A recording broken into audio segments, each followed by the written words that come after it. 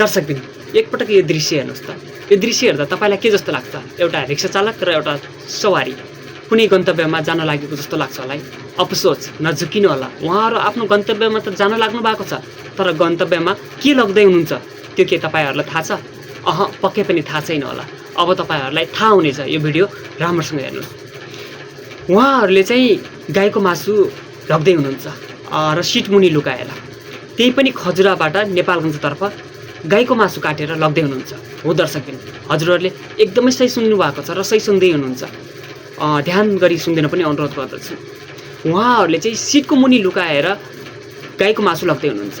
तपाईँ हामीलाई थाहा भएकै कुरा, गाई हाम्रो राष्ट्रिय जनावर हो। हामीले गाईलाई गौमाताको रूपमा पनि पूजा गर्छौँ, तर त्यही पूजा गर्ने गाईलाई कसैले मासुको रूपमा खान्छ भने, मासुको रूपमा परिवर्तन गर्छ भने हामी पक्कै पनि सहेर बस्न सक्दैनौँ। र त्यही सहेर बस्न नसकेको कारणले गर्दा हामीले आज यो खबर तपाईँहरूमा पुर्याउने प्रयास गरेका छौँ। जतिसक्दो यो भिडियो हजुरहरूले अन्तिमसम्म हेर्ने प्रयास पनि गर्नुहोस्।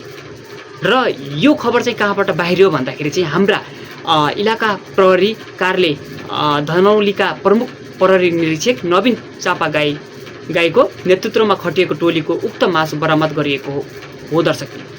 हाम्रो आज नेपाल प्रहरीले सायद उहाँहरूलाई चेकजाँच नगरेको भए सायद त्यो मासु उहाँहरूले आफ्नो गन्तव्यमा लगेर केही न केही गर्नुहुन्थ्यो होला, तर प्रहरीले समयमा नै पक्रेर उहाँहरूलाई सही गर्नुभएको छ। त्यसैले गर्दा हामीले प्रहरीलाई धन्यवाद दिन चाहन्छौँ। र अर्को कुरा के हो भन्दाखेरि चाहिँ उहाँहरूले गाईको मासुलाई चाहिँ लग्नको लागि चाहिँ धेरै कोसिस गर्नुभएको रहेछ। अझ हुँदा एकजना सवारी बसालेको जस्तो बहाना गरेर चाहिँ उहाँहरूले लग्न खोज्नु भएको रहेछ। कति दिमाग वाह हाम्रा नेपालीहरूको चाहिँ।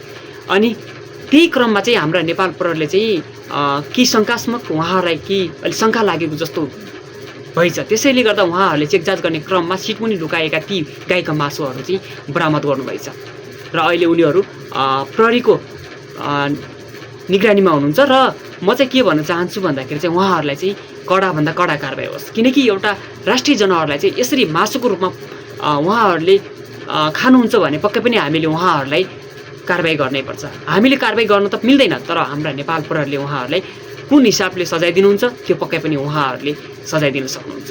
र म यति मात्र भन्न चाहन्छु, नेपाल सरकारले यस्ता कुराहरूमा पनि ध्यान दिन जरुरत छ। र अब हजुरहरूलाई यो भिडियो कस्तो लाग्यो जस्तो लाग्यो त्यस्तै सुझाव सल्लाह प्रतिक्रिया दिनु होला र सकेसम्म हजुरहरूले यो भिडियो सेयर गरिदिनु होला भन्न चाहन्छु। अब यति भन्दै बिदा हुन्छु। हस्त नमस्ते दर्शक।